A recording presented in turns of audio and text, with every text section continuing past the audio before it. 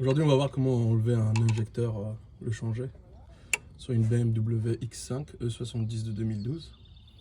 Le moteur, c'est un N57 diesel 3 litres X-Drive. Tous les moteurs ne se font pas de la même façon, d'accord? Ça, c'est N57. Avant tout, il faut savoir que, in fine, vous aurez besoin d'une reprogrammation de l'injecteur. Donc ça, je vais le faire par quelqu'un d'autre. En tous les cas, moi je vais extraire l'injecteur numéro 3 qui est sorti en défaut sur la valise de Diag. Avant de commencer, il faut débrancher la batterie. Comme ça, au cas où vous voulez remettre le vôtre, au moins en rebranchant la batterie, il va le reconnaître. Si vous branchez un autre, vous mettez la batterie, puis vous le retirez et vous remettez un deuxième. Même en remettant la batterie, il ne va pas le reconnaître parce que c'est le deuxième qui va prendre le pas. Quelques astuces, parce que j'ai pas de clé dynamométrique. Donc là, mettez des petits on va dire, des petits repères au feutre marquant, d'accord? Comme ça, vous saurez jusqu'à quel niveau vous devez serrer, desserrer. Okay.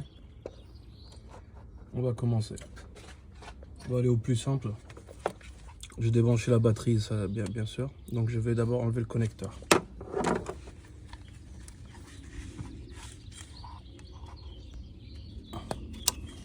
On appuie ici et on le tire vers l'arrière, d'accord? Je vais aussi enlever, on va dire, le retour de gasoil là. Pour les retirer, il faut appuyer sur la languette noire et avec un tournevis plat, vous le mettez en bas, mais sur la partie grise, pas noire, parce qu'il y a deux couches de plastique, et vous soulevez. Donc là, je vais faire comme ça. Voilà, ça remonte doucement. Vous pouvez le faire avec votre doigt. Moi, je préfère enlever deux, comme ça j'aurai du mou. Donc je vais enlever celui-là aussi. Donc j'appuie, je soulève la partie grise. Pas de miracle, c'est juste que je ne vais pas utiliser mes doigts. Il vaut mieux contrôler les problèmes que de commencer à forcer.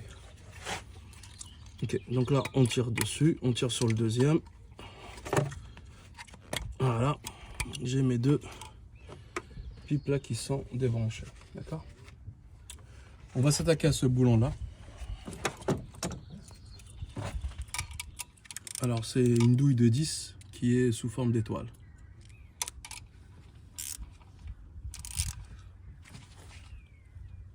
Bien sûr, je vous conseille de mettre un petit coup de dégrippant au départ, mais séchez-le avant d'ouvrir. Il faut que rien ne rentre dans le cylindre.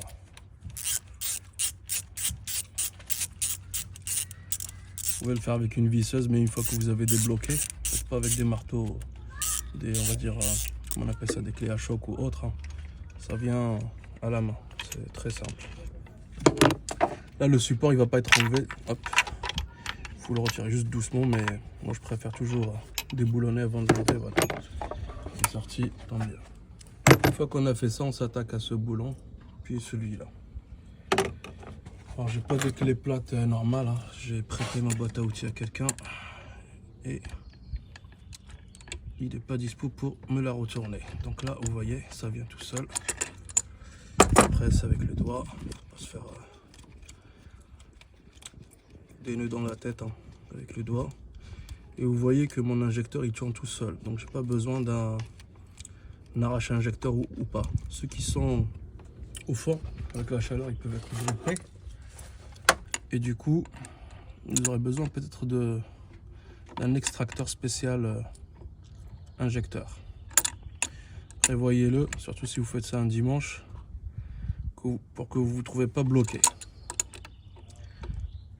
Puis bien sûr les puristes ils vont me dire qu'ils travaillent avec une clé de plombier.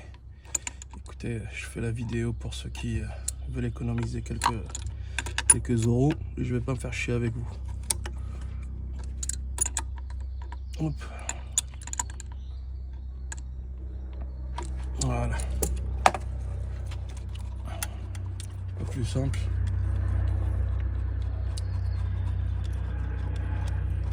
Hop.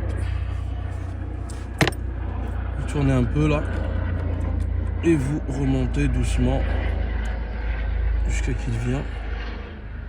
S'il vient pas, vous pouvez mettre ici une clé plate et quelque chose pour faire levier et soulever doucement. Pas sur le plastique, sur le métal. Ok.